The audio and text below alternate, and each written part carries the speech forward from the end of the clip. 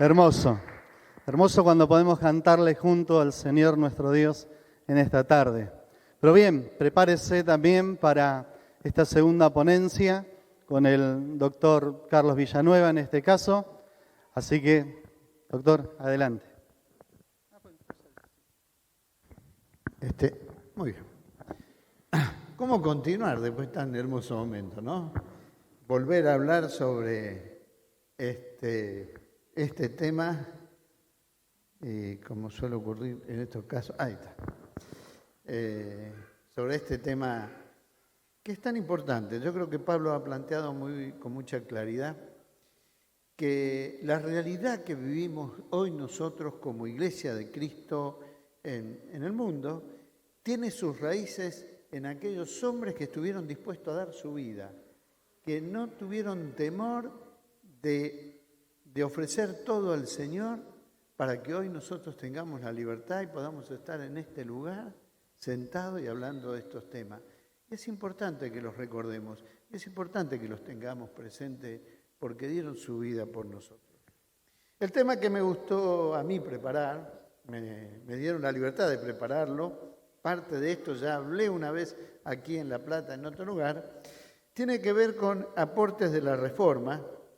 Y yo estoy mencionando dos aspectos especiales que para mí son importantes, que son un gran aporte de la Reforma para la Iglesia y para la sociedad contemporánea.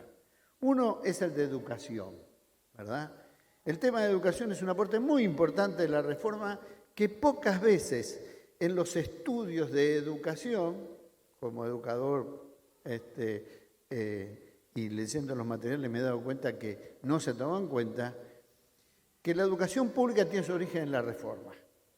Y el segundo tema es el tema del acceso a las Escrituras, que es el segundo gran aporte y que de alguna manera debo mencionar están interrelacionados. Pasamos a la siguiente, Pablo. Yo le pedí a Pablo que me ayude con esto, porque yo hablo y me olvido. Entonces, le pido a él que me dé una manito que está mal. Ya Pablo mencionó la Edad Media, mencionó la Alta Edad Media. Permítame mencionarle que cuando hablamos de la Edad Media, hablamos de distintos periodos históricos que comienzan en el año 476, ¿verdad?, de la era cristiana, y que realmente terminan en 1453. Con el año 1453 se dice que da comienzo la Edad Moderna.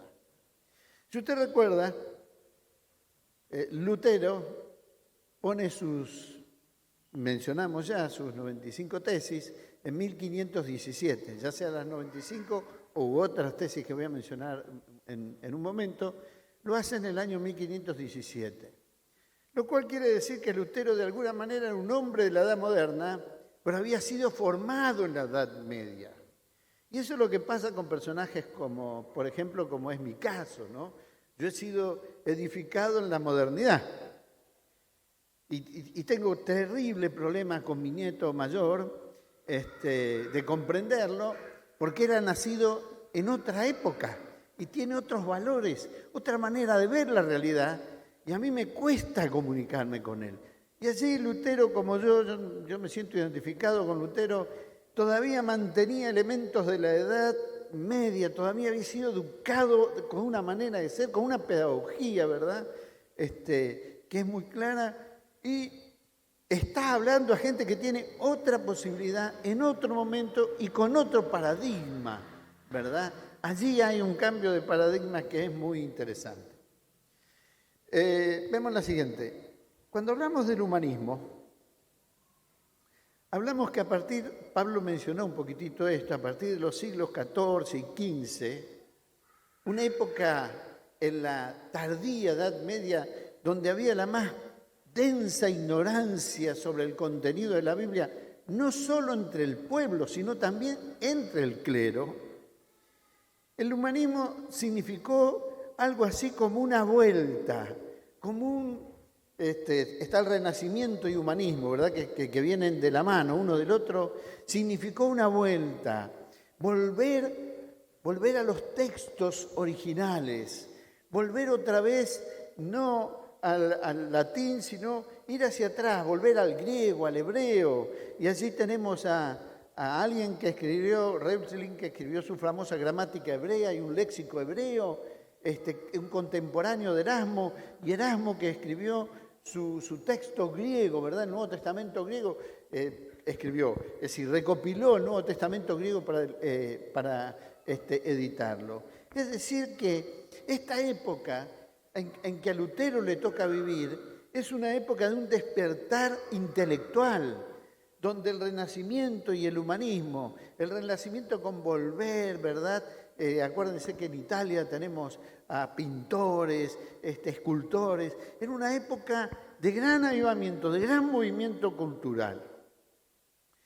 Obviamente, Erasmo, con su primera edición del Nuevo Testamento,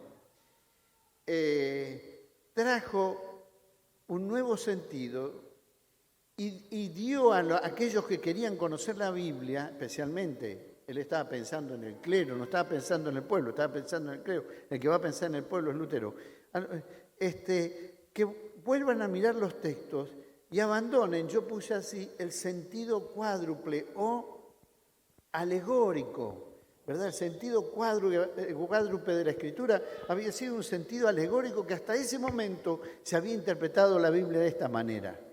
Salta Erasmo el medioevo y dice, volvamos a la antigüedad, volvamos a los textos, volvamos a leer los padres de la Iglesia, los antiguos padres de la Iglesia, y leámoslos con otro criterio y de otra manera. Al mismo tiempo, un factor muy importante que ocurre en esa época es la invención de la imprenta. Lutero gozó de los beneficios de la imprenta.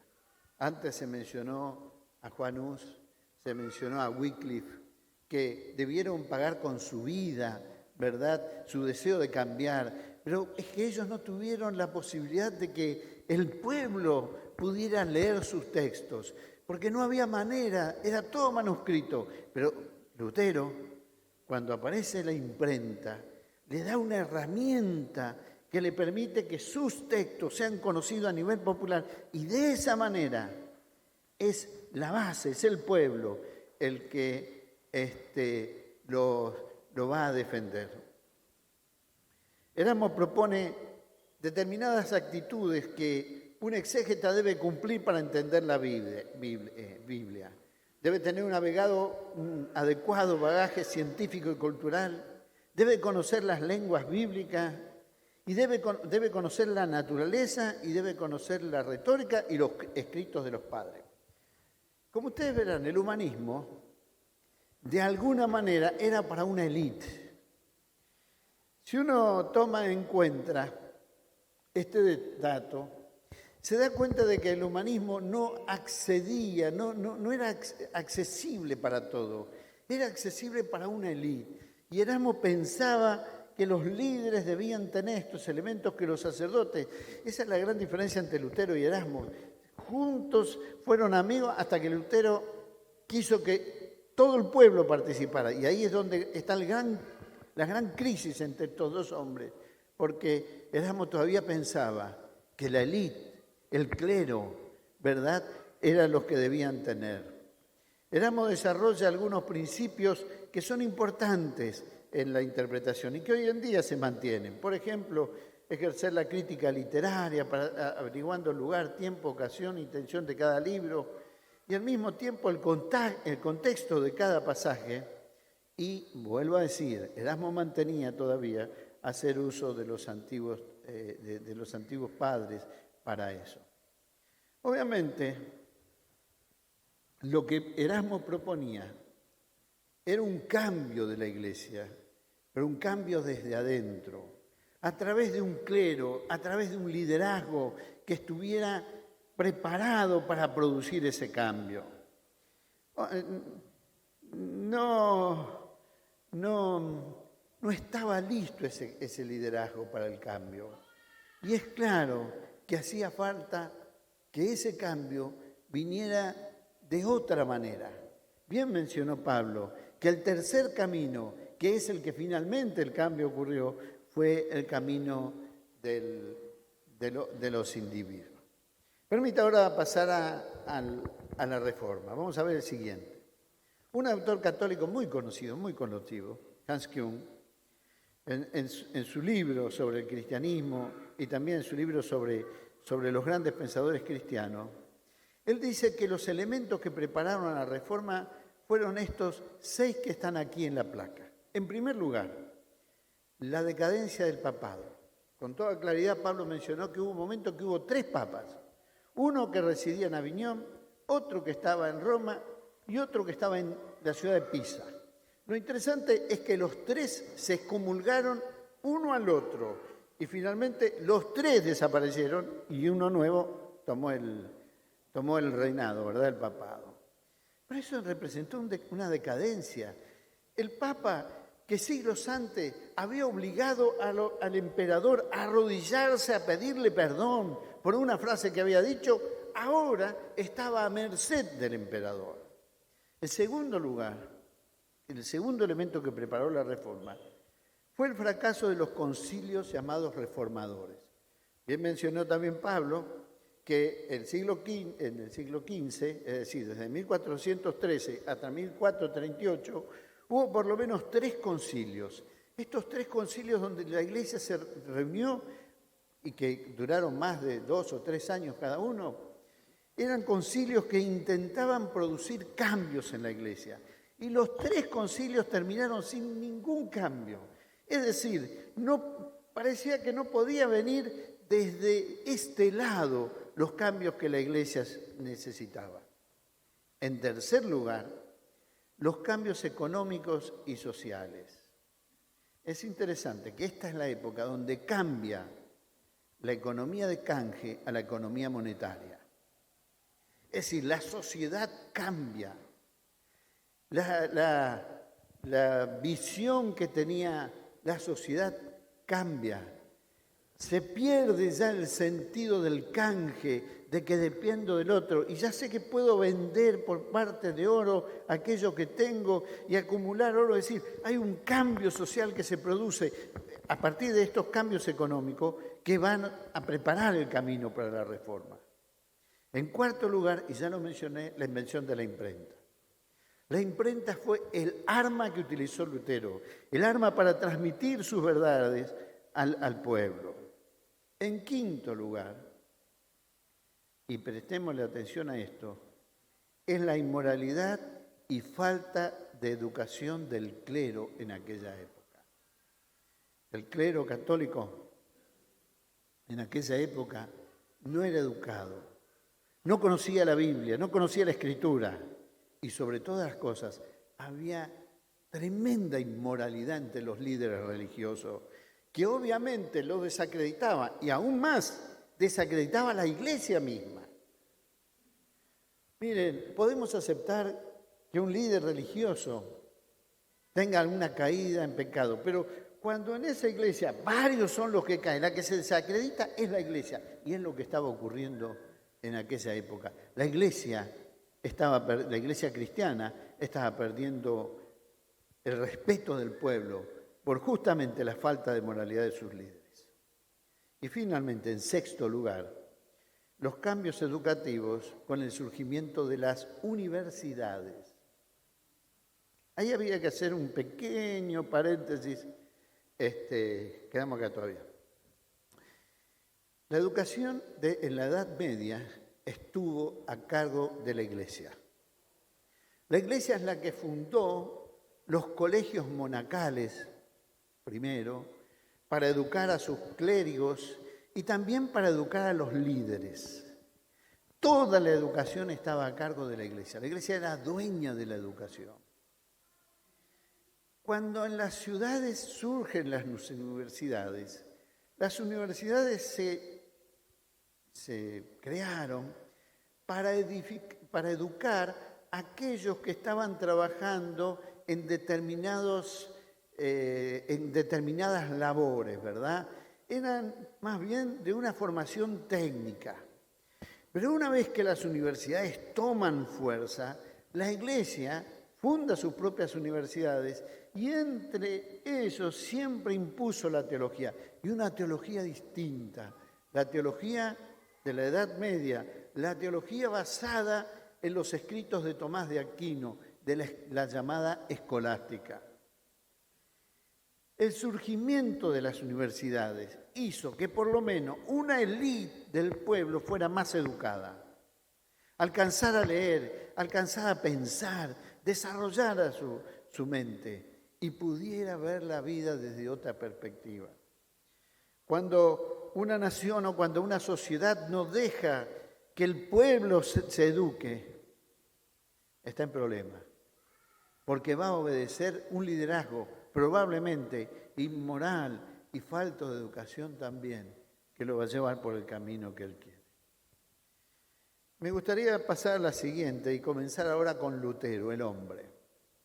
Un amigo, querido amigo, llamado Samuel Pagán, un biblista espectacular y también historiador, dice que el estudio de la vida de Lutero requiere el apoyo no solo de las ciencias históricas y psicológicas, sino que debemos leer entre líneas sus experiencias de vida en el hogar y la escuela, sus mensajes y testimonios, sus reflexiones teológicas y afirmaciones políticas para entender. Lutero fue un hombre público, educado en un contexto muy, muy difícil. En el siguiente vemos allí que su padre, como minero, lo educaba de la manera que hoy los mandaríamos presos. Utilizaba el azote y el garrote. ¿Vieron que es una propaganda? Garrote, garrote, garrote. Esta era la educación del padre Lutero. En el colegio se utilizaba el mismo tipo de educación. O aprendés o te damos un garrote. Y así fue educado Lutero. Es interesante que en este contexto él quería liberarse y salir de allí. Y justamente él busca una educación privilegiada, ingresa a la Universidad de Erfurt y recibió un doctorado, su primer doctorado en artes, a los 22 años de edad. Su padre quería que estudie leyes, que sea abogado, como alguno que está aquí. Hay más de uno, ¿no? Que sea abogado. Sin embargo, él abandona, cosa que a su padre no le gustó nada y decidió no ayudarlo más económicamente, y se dedica a la teología, se pone a estudiar de teología y recibe su segundo doctorado, ¿verdad?, en 1512, su doctorado en teología. Es claro que la experiencia Pablo mencionó hace un ratito, la experiencia del rayo que cayó junto a él y que casi lo mata, esa experiencia fue una experiencia que lo transformó interna y externamente. Su vida cambió a partir de ese momento.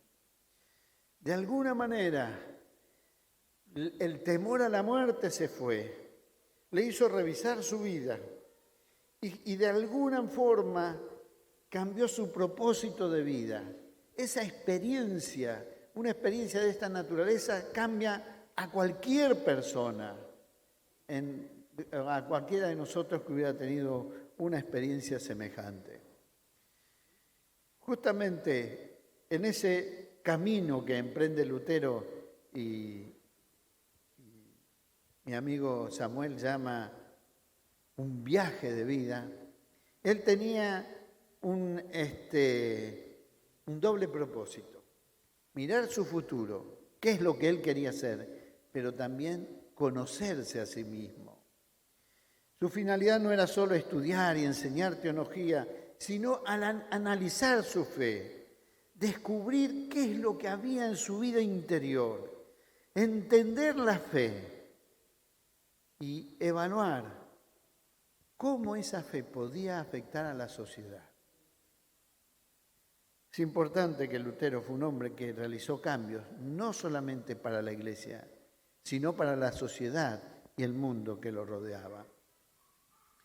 Es notable que él se dedicó a enseñar griego, y hago una pequeña observación. Lutero era profesor de griego y conocía griego y pudo traducir el Nuevo Testamento de una manera genial. Pero en cuanto al hebreo, era bastante limitado y no tenía las herramientas que tenemos hoy. Necesitó ayuda para su traducción de toda la Biblia. Usted sabe que hay una traducción que es la primera traducción de Lutero al alemán, toda la Biblia, que influenció en la lengua alemana, como Reina Valera influenció en la lengua española. Él necesitó ayuda de sus colegas porque él no manejaba de la misma manera el griego que el hebreo. Pero él intentó, ¿verdad? Y en sus estudios bíblicos únicamente cambió sus ideas. Y es a partir de la lectura ahí hay una doble tradición, ¿no? De Romanos 1, cómo el hombre es justificado y el famoso texto, justificado pues por la fe. O algunos dicen el Salmo 51, cuando especialmente habla de esa confesión de pecado, pero fueron sus estudios bíblicos los que los llevaron a transformar sus ideas. Obviamente que cambia de ser un hombre relativamente reservado, dedicado a sus estudios y a la lucha espiritual, para convertirse un hombre dedicado a predicar la nueva verdad del Evangelio como él lo entendía. Es claro que él no pretendió enfrentarse a la iglesia, pero sí quería él darle a la iglesia una nueva oportunidad, la oportunidad del cambio que necesitaba. Todos reconocemos y recordamos el 31 de octubre con las 95 tesis, pero para mí, perdónenme, el 4 de septiembre de 1517, él compuso 97 tesis que debían servir para un debate académico como lo fueron las 95 tesis. En estas 97 tesis que se celebraron el 4 de septiembre de los 500 años, él atacaba los principios fundamentales de la teología escolástica y esperaba la posibilidad de un debate, pero nadie le dio valor a lo que él escribió. Hay una frase que escribió Lutero, porque ustedes saben que la escolástica estaba basada en el pensamiento aristotélico. El filósofo lo llamaban los teólogos escolásticos. Y decían que Aristóteles había sido el sol que alumbraba la escritura. Es decir, la filosofía aristotélica ayudaba a entender la escritura. Y Lutero escribió una frase que para mí es genial y que la voy a volver a citar. Él escribió: el Espíritu Santo brilla más que el sol. Y cuando él dice eso, se está refiriendo a Aristóteles, que decían que es el sol. Y él dice, no, el Espíritu Santo brilla más que el sol. En estas 97 tesis, él justamente es donde va desarrollando un pensamiento teológico que es contrario a la teología que se enseñaba en aquella época y que quería llamar a pensar, a discutir, a cambiar, a pensar de otra manera. Pero realmente nadie le dio importancia. Hans Küng escribió esta frase que a mí me encantó. Hubo un chispazo que dio origen al proceso de reforma. Y ese chispazo, como bien mencionó Pablo hace un ratito, fue la venta de indulgencias. El 31 de octubre, Lutero expone en la puerta de la iglesia de Wittenberg todo el tema discutido, sus 95 tesis en la lengua de la iglesia. Es decir, él escribe en latín. Y la idea era que hubiera una discusión, como había escrito las 97 y nadie le dio bolilla. En este caso, él la mandó al obispo de la zona. Pero lo que levantó polvadera fue que esas tesis fueron traducidas al alemán y difundidas a través de alguien que en la imprenta las imprimió y la empezó a repartir. Y eso, por eso yo digo que si Hus o Wycliffe hubieran entendido de imprenta, quizás no hubiera pasado lo que pasó. Eso abrió, porque Küng habla del chispazo que abrió un gran Incendio, ¿verdad? Bueno, justamente allí se abrió el incendio, cuando el pueblo accedió a eso. Lutero fue condenado en la Dieta de Worms 1521, como ya fue mencionado. Y es interesante que le preguntan en el último día si él se retractaba. Y él contestó, mucho de lo que he escrito no era más que doctrina cristiana, que tanto él como ustedes sostienen. Por lo tanto, nadie me puede pedir que me retracte de eso. Por otro lado, otra parte que yo escribí acerca de la tiranía y las injusticias a las que están sometidos los alemanes, y tampoco de esto me retracto. Y es interesante este dato, porque también Pablo mencionó que en esa época era el resurgimiento del nacionalismo, y él dice, nosotros como alemanes estamos sujetos a una tiranía. Y él recibe, obviamente, el apoyo del pueblo que lo estaba apoyando en este sentido. Y en tercer lugar, él dice que cuando él atacó a ciertos individuos en sus puntos de doctrina, quizás había sido muy áspero. Es obvio que eso fue una de las causas del encontronazo entre Lutero y Erasmo, ¿no? Erasmo era un hombre mucho más diplomático y Lutero era un hombre mucho más rudo en su manera de hablar. Pero él aclara, tampoco de eso se retracta. Me dice, les hablé mal, pero tampoco me arrepiento, salvo que me demuestren que estoy equivocado. Si me demuestran que estoy equivocado, yo me retracto. Obviamente, Lutero no se retractaba. Le vuelven a preguntar, ¿te retractas o no? Y él respondió en alemán, siendo que le habían preguntado en latín, y para que lo escuchen los que estaban allí cerca, no puedo ni quiero retractarme de cosa alguna, pues es ir contra la conciencia, y esto no es justo ni seguro. Así está el gran reformador, que hizo tanto impacto, ¿verdad?, en esa época. Pasamos dos más, porque veo que el tiempo se me está terminando, que me han asignado.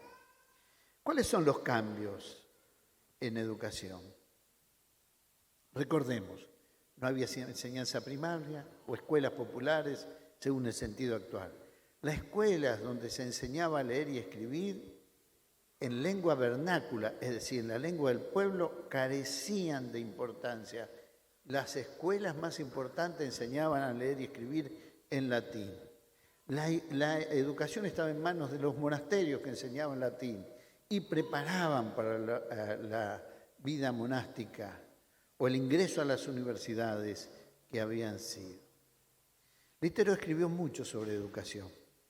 En las siguientes yo menciono cómo él escribe a la nobleza cristiana sobre la mejora de los cristianos, y entre la mejora de los cristianos estaba el elemento educativo. Él exhorta a fundar escuelas y sostener escuelas cristianas. Y manda un sermón en un momento que ve que los hijos de los cristianos no iban a los colegios, acerca de que los niños debían ser invitados a las escuelas y que la escuela debía ser sostenida por el Estado, donde todos tuvieran la oportunidad de aprender. Trató de realzar el concepto de comunidad, realizada en el orden social y estatal, y no en el de la Iglesia. Él dijo, la educación tiene que salir de la Iglesia. Es cierto, debe enseñarse los valores cristianos, pero fuera del ámbito de la Iglesia, que la comunidad tenga acceso a eso. El Estado debe tener la responsabilidad como defensor de los intereses públicos de intervenir activamente en la enseñanza, obligando a los niños a acudir a las escuelas para garantizar su formación. Y debe comprometer en la educación a los jóvenes. Muy interesantes los conceptos de Lutero para su época. Así, él desarrolla una visión distinta a como la que había habido hasta ese momento, donde la obligatoriedad de la enseñanza, la participación de las autoridades en la educación, creando escuelas públicas y sosteniéndolas con formas públicas para que sean de asistencia gratuita y obligatoria, y una pedagogía que fuera más democrática, donde participaran todos, fueron elementos avanzados para su época, que representaron justamente ese cambio de paradigma, que no solamente él formaba parte, sino que él también propuso con esto. Y así que la nación alemana se cambió de manera interesante.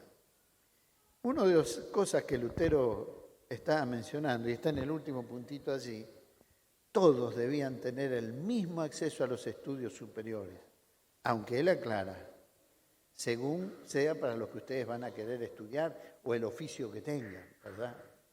Pero esa es la visión de él. Había que organizar una educación, un pueblo educado, una sociedad educada.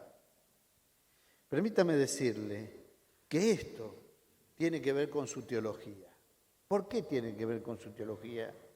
Porque Lutero quería que la Biblia esté en las manos del pueblo y que el pueblo leyera las Escrituras y de allí extrajera sus enseñanzas. Y la única manera que había de hacerlo era que ese pueblo supiera leer y escribir, que hubiera escuelas que lo enseñaran a leer y escribir, que la Biblia estuviera en la lengua del pueblo. Y como el pueblo iba a estar educado, iba a poder leerlo y comprender lo que él estaba enseñando. De alguna manera, al hacer esta propuesta, él estaba alimentando su concepto de iglesia. Es decir, aquí estamos nosotros, haciendo una propuesta teológica, pero ustedes la deben entender. ¿Y cómo la van a entender? A través de la lectura de la Escritura, y para eso deben poder leer. Esta fue una de las grandes fortalezas que él planteó. Un autor católico, Artola, dice, no debe tomarse el dato de que Lutero tradujera la Biblia y quisiera que la gente leyera la Biblia simplísticamente, como si hubiera apelado a un libro frente a una persona. La cuestión es mucho más compleja. Supone una nueva postura hermenéutica, que el pueblo mismo lea la Escritura y piense lo que está leyendo, le abre la mente y le ayuda a cambiar. Eso significó un giro de 180 grados en la vida religiosa de su época. A partir de ahí, ya no debería el pueblo depender de mediadores para que le comuniquen las demandas de Dios a su pueblo. Las podían ver ellos mismos en las Escrituras. Por eso, el énfasis de Lutero en la educación y el énfasis de Lutero en las Escrituras. Y como el tiempo ya me ha terminado, hay otros reformadores, pero permítanme mencionar cuáles son los aportes de la Reforma protestante, ¿verdad? La Reforma protestante que recordamos hoy tuvo 5 principios rectores. Sola Escritura, es decir, solo por medio de la Biblia se descubre la voluntad de Dios. Sola fide, solo por la fe en Cristo Jesús somos salvos. Sola gracia, solo por la gracia divina las personas son salvadas, no por obras, aunque estas sean obras buenas, pero no son las obras las que nos salvan. Solo Cristo, solo a través de Cristo hay redención para la humanidad. Y soli Deo gloria, la gloria de Dios, la gloria es solo para Dios, no para las instituciones, ni para los representantes humanos. Estos 5 afirmaciones de la Reforma fueron básicos, pero es muy interesante que debiéramos pensarlo un poquito más. Estas declaraciones de fe ponen claramente de manifiesto la importancia de la obediencia a Dios, a Cristo y las Escrituras, en contraposición de cualquier declaración, teología o política eclesiástica.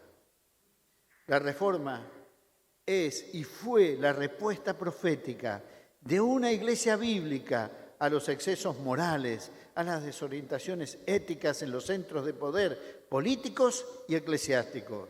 Las instituciones religiosas para la reforma deben estar al servicio de las comunidades que las organizaron y no las comunidades al servicio de las instituciones, sean cuales fueran. La Biblia es el documento más importante que poseemos como creyente y como comunidad de fe en el día de hoy. Contiene el mensaje transformador, restaurador y liberador de Dios para la humanidad. Las declaraciones teológicas, los libros de teología, pueden tener algún valor. Las constituciones denominacionales tienen cierta importancia, pero el documento final e indispensable que debemos tener presente en la Iglesia es la Biblia como palabra de Dios. Y fíjense esto último que hablábamos, sola Escritura, sola fe, ¿se acuerdan? Sola gracia, solo Cristo, solo Deus gloria. Con la ayuda del Espíritu Santo los creyentes pueden leer, estudiar, comprender el mensaje de la Biblia.